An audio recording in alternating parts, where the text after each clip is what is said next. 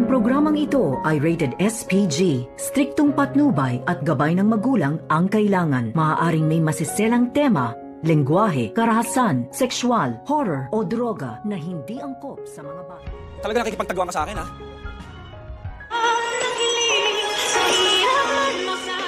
Narito na nga ang mga karagdagan na atin naaabangan bukas sa abot kamay na pangarap. Nakatakas nga itong si Lynette dito sa mga kamay ng mga mandurukot at akyat bahay. Subalit nang makatakbo nga sila din Dr. Enriquez, dito naman na tinawag nila itong security at humingi nga sila ng tulong. At dahil sa malakas na pwersa ng mga mandurukot na ito, ay nahabol nga itong sina Lynette.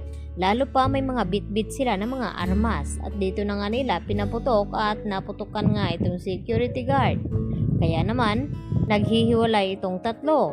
Naiwan itong si Lynette at ang dalawa na sina Dr. Patricia Minor at itong si Dr. Katie ay sila naman ang magkasama. At dito na tinakot itong si Lynette na sa isa sa mga magnanakaw na kapag mahuli daw ito ay hindi niya ito sasantuhin at talagang tatapusin niya ito. Kaya agad naman na alarma itong si Lynette at binalot ng takot. At dito na inilabas ni Lynette ang kanyang sandata na isang bulpen. Subalit hanggang saan nga kakayanin ng bulpen na ito na ipagtanggol ang kanyang sarili. Kaya mas minabuti dito ni Lynette na makipagtago-taguan sa humahabol dito sa kanya nang sa ganon ay mahirapan itong hanapin siya. At dito naman nakakuha ng pagkakataon itong si Dr. Enriquez. Natawagan nga itong si Carlos at ibigay ang lokasyon na kung saan ay naroon nga itong si Lynette na hinahabol nila. At nagulat naman itong si Carlos nang tumawag itong si Dr. Enriquez at sinabi ang mga iyon na baka mapahamak nga itong kanyang asawa at hindi niya mailigtas. At dito na banggit ni Harry ang tungkol sa kulay ng sasakyan ng mga mandurukot na ito. Kaya agad nila na mahanap at dahil kabisado nga at nakita rin ito ni Doc Carlos bago siya umakyat dito nga sa kanilang bahay. Samantala, tinawagan naman ni Zoe ang kanyang ina at kinamusta kung nakuha na ba daw nila itong pera na 100 million pesos. At good news naman na ibinalita ni Moira sa kanyang anak. At dito nga na sinabi ni Moira na puntahan itong kanyang lolo at bantayan. Baka makatakas nga ito. At dito rin na sinabi ni Zoe kapag nagpupumilit daw na tumakas ang kanyang lolo, ay dito sinabi ni Moira na may baril daw nakatago doon.